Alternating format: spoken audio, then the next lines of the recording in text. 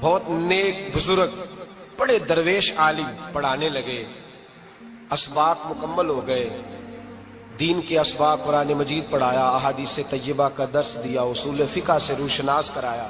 جب بچے نے مکمل تعلیم حاصل کر لی اور آمین ہو گئی، دستار ہو گئی، فارغ ہو گئے، تو پھر ایک دن استاد صاحب نے کہا بیٹے کل تم نے ضرور آنا ہے، کچھ بات کرنی ہے۔ شہزادہ گیا ملنے استاد صاحب سے، استاد صاحب نے کنڈی لگا لی، ہاتھ میں درہ پکڑ لیا، مار مار کے پورے وجود کو زخمی کر دیا، کوئی غلطی نہیں، کوئی بات نہیں، مارا۔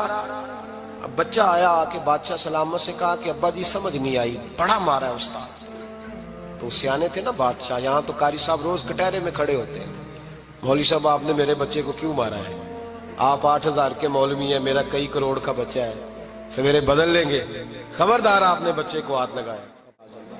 جو قومیں استادوں کو کٹہروں میں کھڑا کرتی ہیں وہ ترقی نہیں کر پاتی، جو استادوں کو کٹہروں میں روز کھڑا کرتے ہیں۔ کہا ابا جی بڑا مارا ہے، تو والد بڑے سمجھدار تھے، کہنے لگے بیٹا استاد باپ ہوتا ہے، وہ زیادتی نہیں کرتا، کوئی بات ہوگی میں تیرے استاد کو کٹہرے میں نہیں بلاؤں گا۔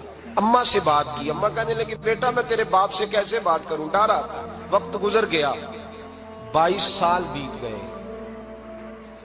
22 سال گزر گئے، بادشاہ کا انتقال ہوا، شہزادہ تخت پہ بیٹھا، پہلا حکم یہ دیا کہ میرے استاد کو بلاؤ، پہلا حکم۔ استاد جی بوڑھے ہو گئے تھے، چھڑی کے اوپر ٹیک لگا کے آئے اور بھویں سفید ہو کے جھک گئی تھیں، یوں آنکھ کھول کے بڑی مشکل سے دیکھا، کہنے لگے شہزادے حکم ہو۔ کم میں شہزادہ نہیں، اب میں بادشاہ بن گیا ہوں۔ استاد جی 22 سال بیت گئے، آپ نے مارا تھا، پر وہ درد چونکہ میرا قصور کوئی نہیں تھا، تو نہ میری روح سے درد گیا ہے نہ میرے جسم سے گیا ہے، میں بے اختیار تھا، پوچھ نہیں سکتا تھا، آج با اختیار ہوا ہوں۔ سب سے پہلے پہلا حکم آپ کو دیا، بلایا ہے، بتائے کیوں مارا تھا، کیوں مجھے مارا تھا، میری زیادتی بتائے۔ تو استاد، بوڑھے استاد کی آنکھیں آنسوں سے بھر گئیں، کہنے لگے بیٹے بس آج کے دن کے لیے مارا تھا، یہ جو دن آ گیا نا میری زندگی میں اس لیے مارا تھا، یہ میں چاہتا تھا میری زندگی میں وقت ہے، آج کے بس میری مراد پوری ہو گئی۔ کہا صاحب کس لیے، مجھے بھی سمجھائے۔ آپ فرمانے لگے کتنی دیر ہو گئی تجھے مار کھائے ہوئے، کتنا زمانہ بیت گیا؟ کہنے لگا 22 سال۔ فرمایا زخم بھولے تو نہیں، درد ختم تو نہیں ہوئی، تمہیں بات 1 منٹ کے لیے بھی تمہارے حافظے سے محو تو نہیں ہوئی؟ کہا استاد جی روز رات کو یاد آتی، روز خیال آتا تھا۔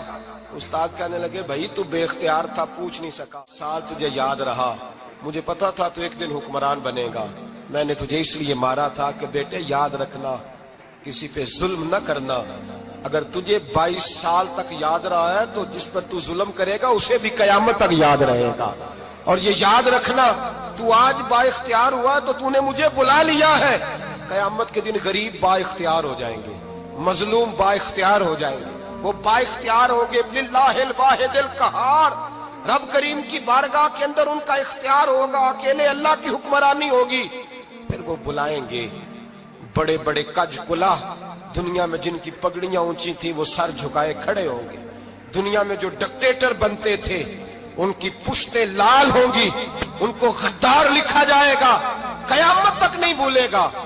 ظلم کرنا تو سوچ سمجھ کے کرنا، اتنا کرنا جتنا تم سہ سکتے ہو، اتنی زیادتی کرنا جتنی قیامت میں تم برداشت کر سکتے ہو۔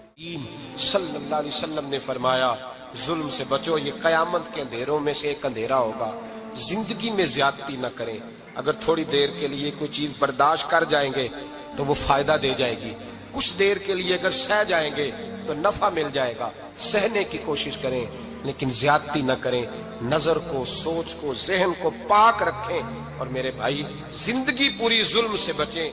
امیر المومنین حضرت جناب سیدنا عمر فاروق رضی اللہ تعالیٰ عنہ رات گھر میں تھے تو رونے لگے، بڑی دیر تک روتے رہے، والدہ اٹھی تو صاحبزادے سے کہنے لگی پتہ کرو تمہارے باپ کو کیا مسئلہ ہے۔ شہزادے آئے، کہنے لگے امیر المومنین والد گرامی کیا ہوا؟ تو حضرت عمر فاروق کہنے لگے بیٹا اپنی اماں کو بلاؤ۔ والدہ آ گئی، کیا بات ہے، کچھ طبیعت خراب ہے تو حکیم کا بندوبست کیا جائے۔ تو حضرت عمر کہنے لگے کچھ بھی نہیں، آج مسجد